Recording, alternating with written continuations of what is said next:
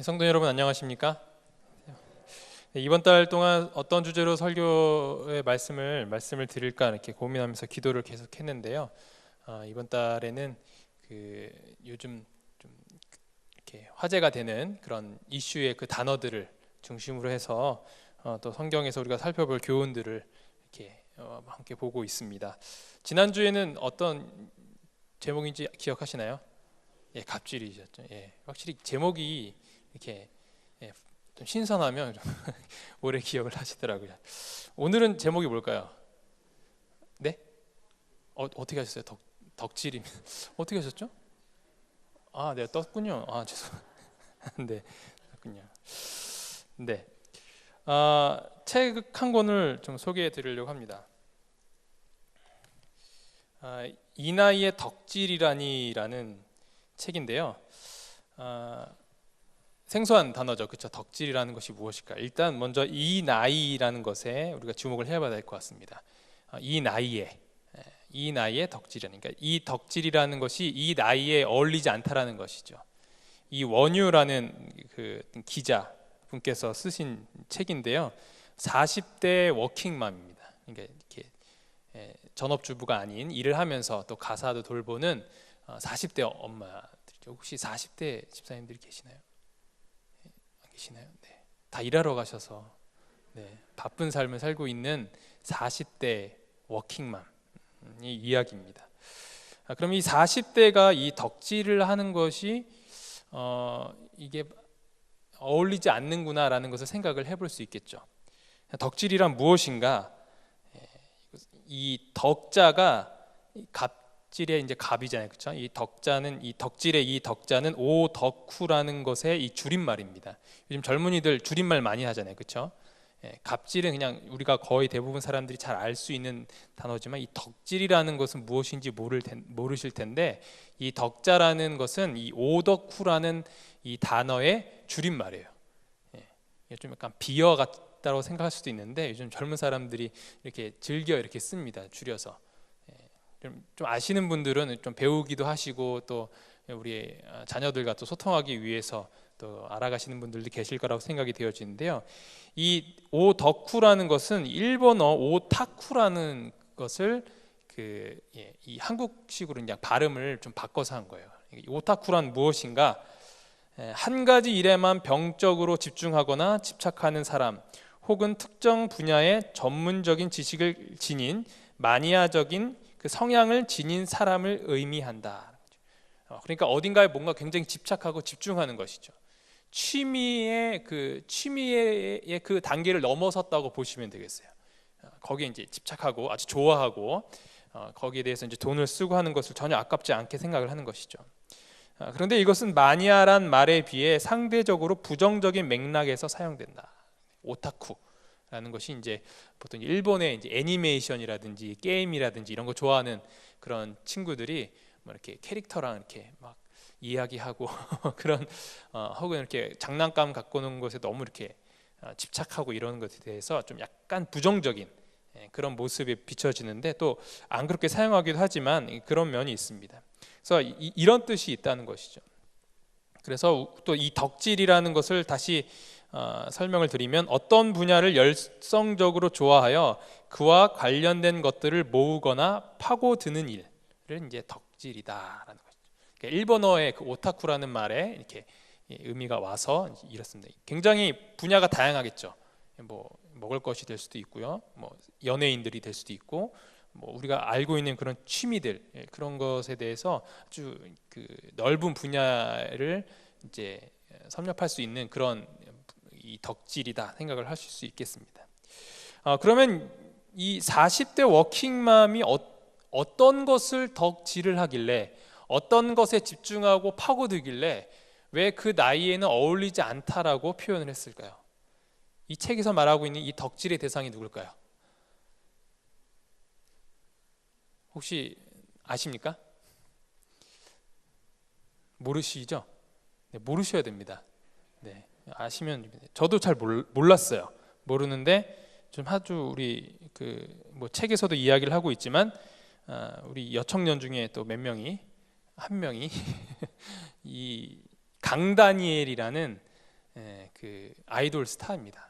지금 워너원이라는 그룹으로 활동을 하고 있고, 뭐 예전에 프로듀스 그 시즌 2, 거기서 이제 남자들이 이제 한 몇 명이 나오면 시청자 투표를 해서 이제 투표를 많이 받은 그 연습생들이 모여서 이제 그룹을 결성할 수 있는 그런 혜택과 지원을 받는 거예요. 아이돌, 남자 아이돌 그룹이기 때문에 뭐 당연히 저는 관심이 전혀 없겠죠. 얼굴을 봐도 왜, 거의 대부분 이제 남자들의 반응은 왜 좋아? 이라는 반응이죠. 그래서 이 책에서 이 강다니엘에 대해서 이 40대 엄마가, 초등학생 아이를 둔 엄마가 이 20대 초반에 이 아이돌을 좋아하는 이야기입니다. 이 이해하기 힘드신 부분이죠. 거기서 이제 나오는 그 말들이 있는데요. 이 직캠 영상이라는 것을 쉽게 이야기하면 이제 팬들이 직접 찍은 영상이에요. 그러니까 기자나 뭐 그 어떤 또 방송에서 찍은 영상이 아니라 자기가 뭐 카메라를 들고 직접 찍은 영상이라는 것이죠. 그거를 이제 팬들이 올려요. 유튜브나 이런 곳에. 나처럼 분 단위로 쪼개서 육아와 일을 병행하는 워킹맘에게는 최고의 힐링 타임이다라고 표현을 하고 있습니다. 그러니까 아이돌이 나오는 그 얼굴 보면서 마음에 이제 위로가 되는 거죠. 아들뻘이 될 수도 있는. 왜냐하면 이제 40대면요, 20대 초반에 결혼하면은 20대에 아들을 둘 수도 있잖아요, 그렇죠? 아들뻘 아이를 이제 팬의 마음으로서 좋아하는 엄마의, 아직도 저도 이해가 되지 않지만 하여튼 그렇습니다. 아예 강다니엘이랑 같이 살아라. 남편이 돌아눕는다. 강다니엘 영상을 다 본 뒤에야 비로소 오늘 하루가 진짜 끝났다. 남편도 알아요. 내 아내가 나보다 강다니엘을 더 좋아한다는 것을. 덕통사고라고 했던가. 덕통사고는 교통사고를, 큰 사고잖아요, 그렇죠? 덕질을 갑자기 시작하게 했다라는 말로 덕통사고라고 한답니다. 뭐 이분도 이 말을 배웠고, 젊은 친구들한테, 뭐 저도 이 책 통해서 알게 되었던 이 표현인데요. 집과 회사만 알던 내가 이 나이에 아이돌 덕질이라니. 10대 때도 하지 않던 덕질을 40대에 접어들어 뒤늦게 시작했다. 이해가 되시지 않죠, 그렇죠? 저도 이해가 되지 않기 때문에. 저도 집사람 보고 뭐 혹시 당신도 이렇게 뭐 마음의 위로를 찾을 그런 아이돌을 한번 찾아봐라 했는데, 뭐 하여튼 이해가 저도 안 되고, 저희 집사람도 당연히 이해가 되지 않는 그런 내용입니다. 그래서 이분이 왜 이렇게 이 아이돌에 빠졌을까? 근데 이분만뿐만이 아니고 실제로 이 어머니들이 이 강다니엘에 이제 빠지는 것들을 있대요. 우리 청년들도 카페에서 자꾸 우리 아기래서 키우는 아기인가 보다 했더니 강다니엘을 향하여서 우리 아기라 했다고 아주 경악을 금치 못했다고 이야기를 한 것도 들었습니다. 강다니엘만큼은 예외다. 강다니엘은 그러니까 보던 것만 보던 세상에서의 일탈이다. 안 보던 세상을 보게 만든다. 이것이 이유라는 거예요. 꼭 강다니엘 그 친구여서만이 아니라 어떤 일탈이 필요한 거죠. 이 워킹맘, 일에 찌들고 육아에 찌들고 가사에 찌든 이 엄마에게 뭔가 일탈의 그런 시간이 필요하다는 것이죠. 나는 사랑받고 싶다. 그런 욕구가 오히려 더 무조건적인 관심을 줄 대상을 갈구했는지도 모른다. 또 우리 이야기일 수도 있죠. 이 부분은 많은 분들이 공감을 할 수 있을 거라고 생각이 됩니다.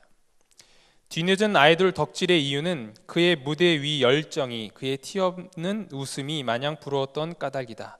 나이와는 상관없이 동경의 의미도 된다.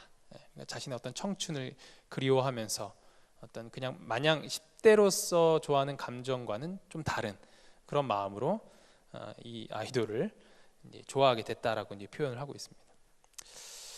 배우 라미란 씨도 강다니엘 팬이라고 이렇게 하네요. 이런 지금 이 연륜의 북에서 강다니엘 나오는 영상을 보니까 너무 좋아서 입을 막고 하는 것을 보게 되는 것이죠. 제가 우리 교회 40대 집사님들이 누굴까 이렇게 봤는데 이분들이 이러신다면 굉장히 충격이겠다 생각을 좀 하게 되었습니다. 성경에서도 보면 덕질하는 여인을 찾을 수가 있어요. 예. 그게 성경에 어디 있을까요? 라고 하시는데 제가 좀 말씀드리겠습니다. 사비를 들여서 쫓아다닙니다.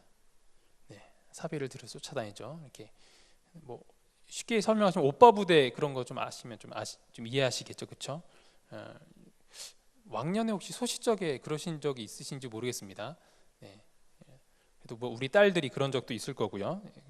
집안일은 내팽개치고 콘서트에 가서 빠져 있다. 이 성경에 나와요. 1년치 월급을 모아놓은 적금을 깨서 선물을 줬다. 이걸 이제 좀 유식한 말로 팬조공이라고 합니다. 조공을 바치잖아요. 왕께 조공을 바치잖아요. 팬들이 돈을 모아가지고 자기가 좋아하는 아이돌에게 선물을 보내요. 비싼 선물을. 그거를 이제 조공이라고 합니다. 조공. 팬이 바치는 조공. 성경에 그런 여인이 나와요. 안 좋은 기사 때문에 모두가 팬클럽에서 탈퇴했는데 자기만 끝까지 따라다녔다. 이 따라다니는 것이 이제 주류가 있잖아요, 그렇죠? 유행이 있고 또 이제 군중 심리가 있어서 따라다니는 수도 있는데 굴하지 않고 끝까지 혼자 마지막까지 남는 이 여인이 있어요. 장례식까지 따라갔어요. 시체까지 찾아다녔다. 죽은 사람이 살아났다고 믿지 못할 말까지 하고 다녔다. 이 정도 하면 누군지 짐작하실 거라 생각이 되어집니다. 누굴까요? 마리아입니다. 제가 말씀드린 것이 왜 그렇게 제가 말씀드렸는지 하나씩 살펴볼까요? 자, 누가복음 8장 1절로 3절입니다. 그 후에 예수께서 각 성과 마을에 두루 다니시며 하나님의 나라를 선포하시며 그 복음을 전하실세 12 제자가 함께 하였고 또한 악귀를 쫓아내심과 병고침을 받은 어떤 여자들 곧 7 귀신이 나간 자 막달라인이라는 하는 마리아와 헤롯의 청지기 구사의 아내 요한나와 수산나와 다른 여러 여자가 함께하여 자기들의 소유로 그들을 섬기더라. 이 여인들이 예수님과 그 제자들을 무엇으로 섬겼다고요? 자기 소유로 섬겼다는 거죠. 여기에 나오는 여인들이 이 예수님을 어떻게 섬겼냐면 자신들의 그 사비를 털어서 섬겼다라는 것입니다. 여기 막달라 마리아가 나오는데요. 그 막달라 마리아와 이 베다니 마리아를 생각을 해볼 수 있습니다. 베다니 마리아는 바로 이 언니 마르다와 오빠 이 나사렛을 둔 베다니, 우리가 흔히 잘 알고 있는 베다니 마리아가 있고요. 여기서 나오는 막달라 마리아가 있습니다. 그러니까 이게 여러 학자들이 이렇게 두 가지 의견을 보이고 있는데요. 막달라 마리아와 베다니 마리아가 다르다 혹은 같은 인물이다라고 이렇게 의견이 이렇게 나누어지는 것을 제가 확인할 수 있었습니다.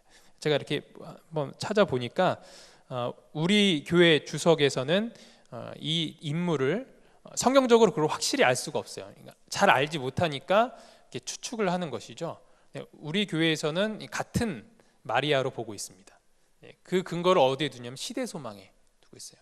이 시대소망에 이 예수님께 이 향유를 붓는 그 마리아가 이 마르다와 이 나사렛의 동생 그리고 이 7 귀신 들렸던 막달라 마리아로 이렇게 표현을 하고 있습니다. 그 내용은 조금 이따가 또 확인을 해보도록 하겠습니다. 그리고 누가복음 10장 39절로 40절에 보면요, 그에게 마리아라 하는 동생이 있어 주의 발치에 앉아 그의 말씀을 듣더니 마르다는 준비하는 일이 많아 마음이 분주한지라 예수께 나아가 이르되 주여 내 동생이 나 혼자 일하게 두는 것을 생각하지 아니하시나이까 그를 명하사 나를 도와주라 하소서.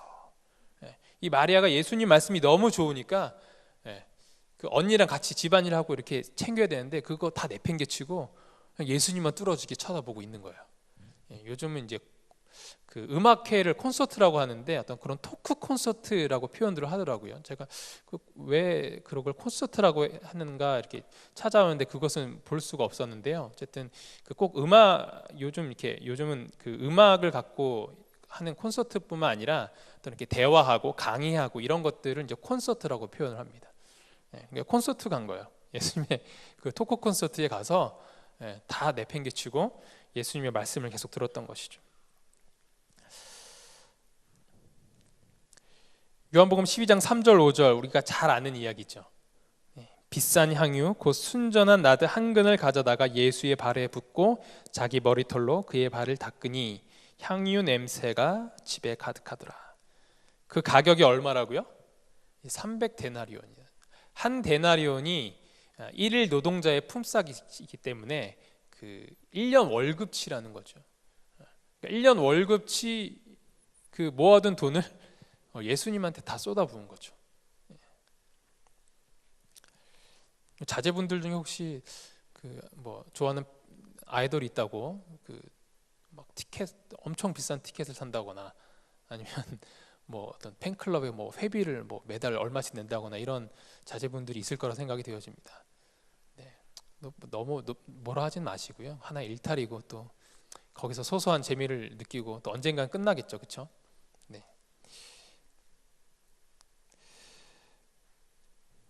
예수께서 다시 크게 소리 지르시고 영원히 떠나시니라. 예수를 섬기며 갈릴리에서부터 따라온 많은 여자가 거기 있어 멀리서 바라보고 있으니 그 중에는 막달라 마리아와 또 야고보와 요셉의 어머니 마리아와 또 세베대의 아들들의 어머니도 있더라. 그러니까 모두가 다 예수님을 떠나고 예수님을 버리고 했지만 끝까지 누군 남았어요? 이 막달라 마리아. 이 마리아는 끝까지 남았다라는 것입니다. 어떤 유행에 따라간 것이 아니었던 것이죠. 안식일이 지남에 막달라 마리아와 야고보의 어머니 마리아와 또 살로메가 가서 예수께 바르기 위하여 향품을 사다 두었다라고 이야기하고 있습니다. 예수님이 돌아가신 뒤에도 여전히 그 무덤에 가서 그 장례를 또 제대로 치르기 위하여서 이렇게 예수님을 끝까지 따라다니는 마리아의 모습을 확인할 수 있어요.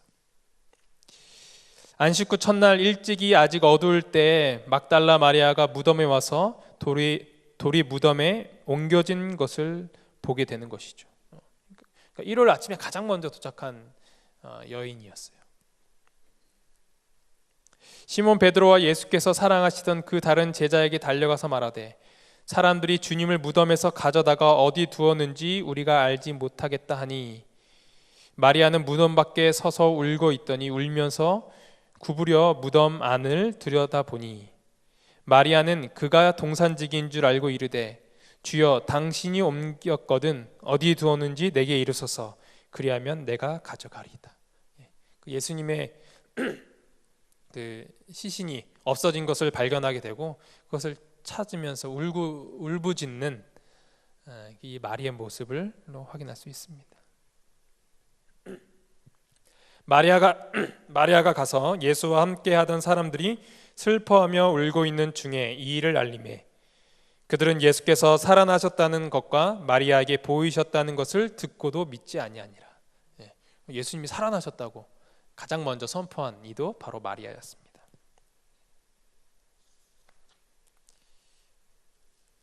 자, 마리아는 왜 이렇게 예수님을 따라다녔을까요? 이렇게 보시면 아시겠지만 뭐 이 40대 워킹맘과는 비교할 수 없는 뭐 속된 말로 이야기하면 덕후 중에 덕후라고 할 수 있겠죠. 예수님을 끝까지 따랐던 어떤 뭐 모든 것을 쏟아 부어서 섬겼던 예수님을 섬겼던 마리아. 왜 마리아는 그토록 예수님을 이와 같이 따라다녔을까요?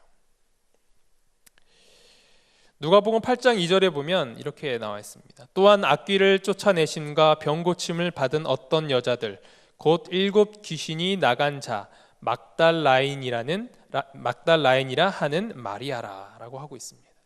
그러니까 이 마리아는 어떤 것을 경험했냐면 이 귀신 들리는 경험을 했다라는 것이죠. 근데 귀신 중에서 어떤 귀신이에요? 7 귀신이라는 거죠. 7 귀신. 이 7 귀신이 어떠한 이제 귀신인지 잘 알지는 못하지만 그 예수님께서 하신 그 비유에서 보면 이 귀신이 보통 귀신이 아니라는 것을 확인할 수 있습니다. 더러운 귀신이 사람에게서 나갔을 때 물 없는 곳으로 다니며 쉬기를 구하되 쉴 곳을 얻지 못하고 이에 이르되 내가 나온 내 집으로 돌아가리라 하고 와 보니 그 집이 비고 청소되고 수리되었거늘 이에 가서 저보다 더 악한 귀신 7을 데리고 들어가서 거하니 그 사람의 나중 형편이 전보다 더욱 심하게 되느니라. 이 약한 세대가 또한 이렇게 되리라. 그러니까 이 귀신이 나갔다가 다시 들어오는 거죠. 근데 누구를 데리고요? 7귀신. 7귀신이 더 악한 귀신 7을 그 귀신이었다는 것입니다. 그러니까 그 귀신이 들어오니까 그 전에 귀신이 혼자 있던 귀신이 나갈 때보다 더 형편이 안 좋아졌다라고 표현을 하고 있는 것이죠. 다시 말하면 7 귀신 들었던 이 막달라 마리아는 정말 이 절망 가운데 있었다는 겁니다. 어디 가서도 치유받지 못했고 그 증상이라 할까요? 그것이 너무 공포스럽고 본인도 어떻게 주체할 수 없고, 그래서 어쩌면 이 가족들과 이렇게 멀리 떨어져 지내야 했었던 그런 상황이었던 것입니다. 그래서 아마 추측하기로는 이 베다니에서 생활하지 못하고 막달라에서 뭐 이렇게 생활을 했거나 거기서 고침을 받았기 때문에 막달라 출신 마리아라고 표현하는 것은 아닌가라고 추측하기도 합니다.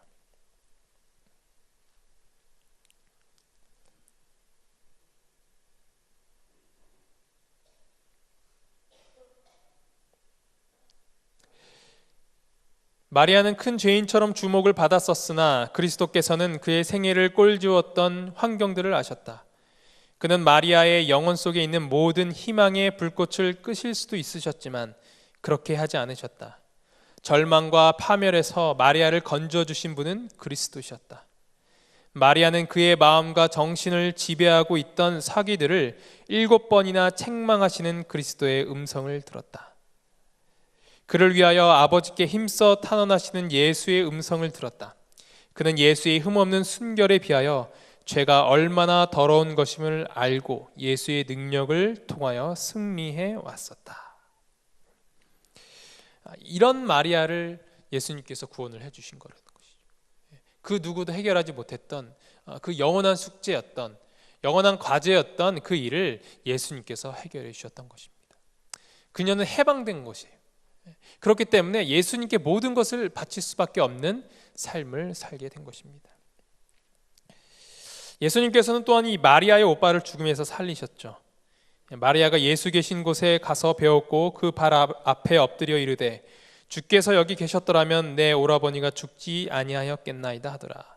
이 말씀을 하시고 큰 소리로 나사로야 나오라 부르시니 죽은 자가 수족을 배로 동인 채로 나오는데 그 얼굴은 수건에 쌓였더라. 예수께서 이르시되 풀어놓아 다니게 하라 하시니라. 시몬의 잔치에서 이 마리아는 그때 이때를 회상을 하게 됩니다.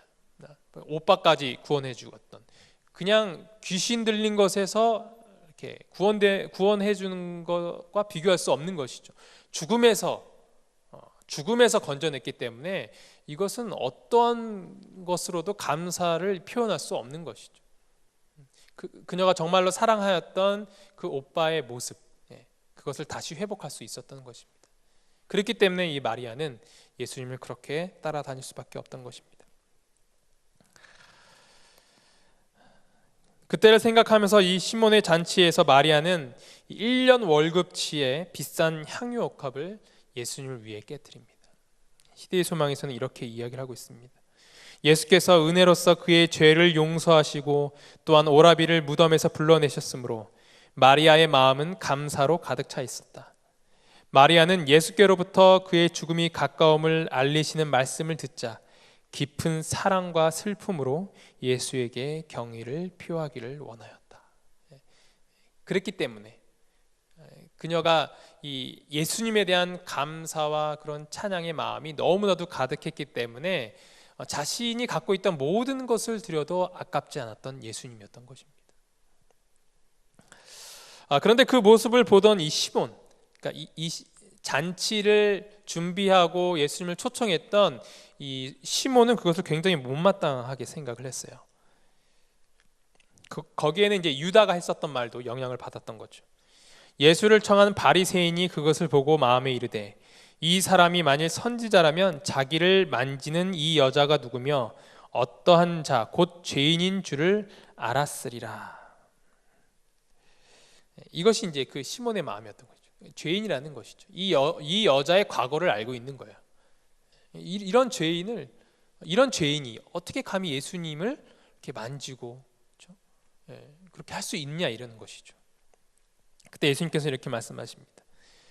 이르시되 빚 주는 사람에게 빚진 자가 둘이 있어 하나는 500데나리온을 졌고 하나는 50데나리온을 졌는데 갚을 것이 없으므로 둘 다 탕감하여 주었으니 둘 중에 누가 그를 더 사랑하겠느냐?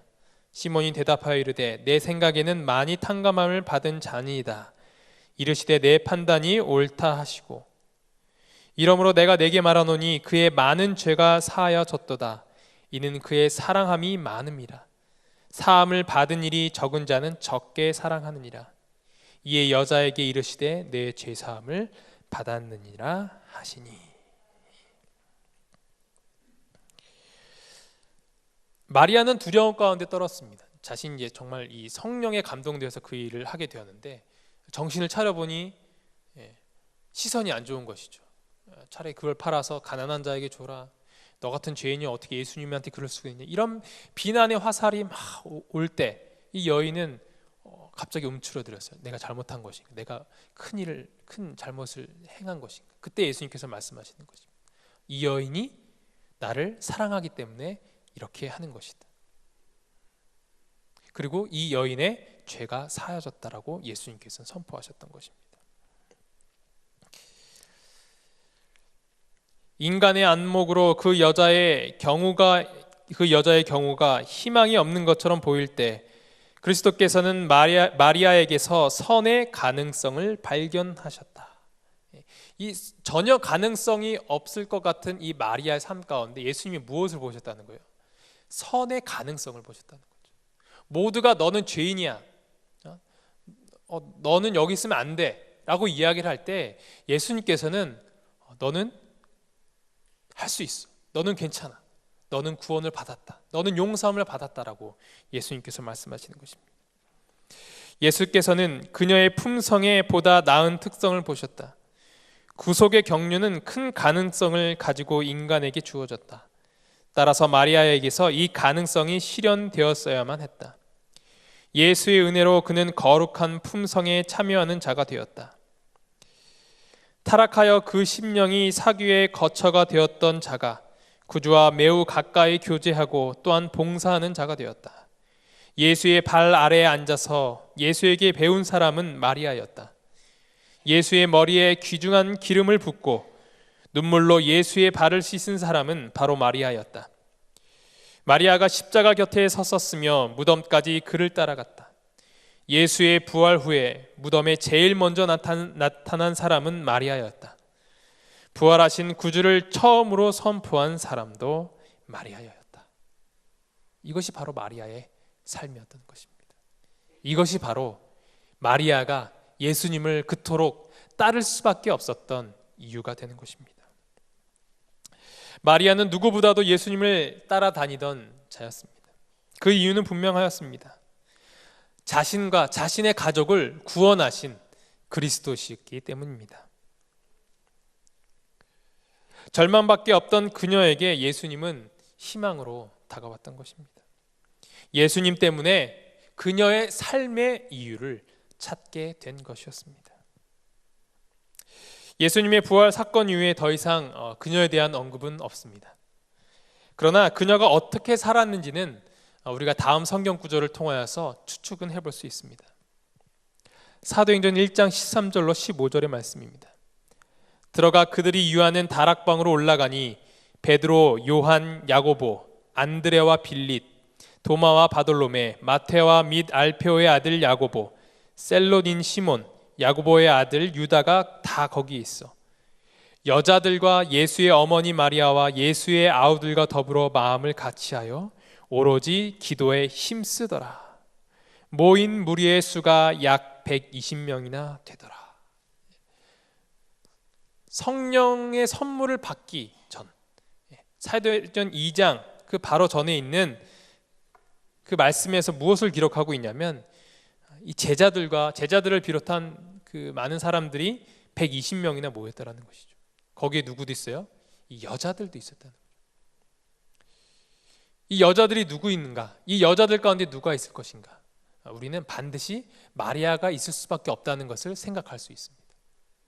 예수님을 그토록 따라다니고 예수님 없이는 못 살 것 같은 그 여인이 바로 이 성령의 놀라운 사건 가운데 가장 큰 증인으로 여기에 서 있는 것입니다.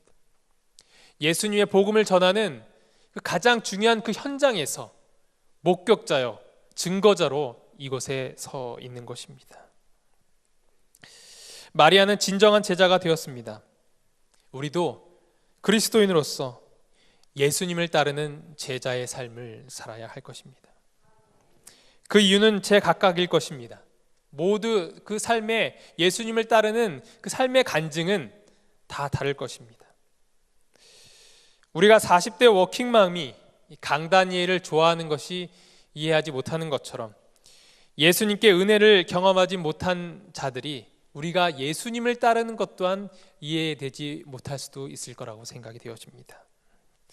그러나 우리의 따름의 이유는 이 세상에서의 삶에서 잠시 쉴 수 있는 잠깐의 힐링의 이유 정도가 아니라 우리를 창조하시고 또한 위하여 인간의 몸으로 이 땅에 오셔 우리를 구원하기 위하여 당신의 목숨을 버리셨던 그 예수님의 사랑 때문에 우리는 예수님을 따르고 있는 것입니다. 그리고 영원한 생명을 주셨기 때문에 우리는 그분 없이는 못 사는 삶을 여기에 사는 것입니다. 우리가 비록 여기 이 책의 저자처럼 그렇게 그런 삶을 완전히 이해하지는 못하겠지만 예수님을 따르는 그리스도인으로서 바라본다면 우리도 그들과 어쩌면 조금이라도 비슷한 점이 있겠구나라는 것을 발견하셨을 거라고 생각이 되어집니다. 그 예수님께서 반드시 다시 오시어 약속의 거처로 우리를 데려가시겠다고 말씀을 통하여서 우리와 약속하셨습니다. 그것을 기억하시면서 오늘 다시 한번 예수님을 따르기로 결심하는 시간이 되기를 간절히 바랍니다. 그리고 하나님을 알지 못하는, 예수님을 알지 못하는 사람들에게 복음을 전하였던 그 마리아의 모습처럼 이번 주에 있는 전도회, 우리가 예수님을 따르는 삶으로서 제자로서 복음을 선포하는 저희 모든 별내 교인들이 되기를 간절히 바라면서 말씀을 마치도록 하겠습니다.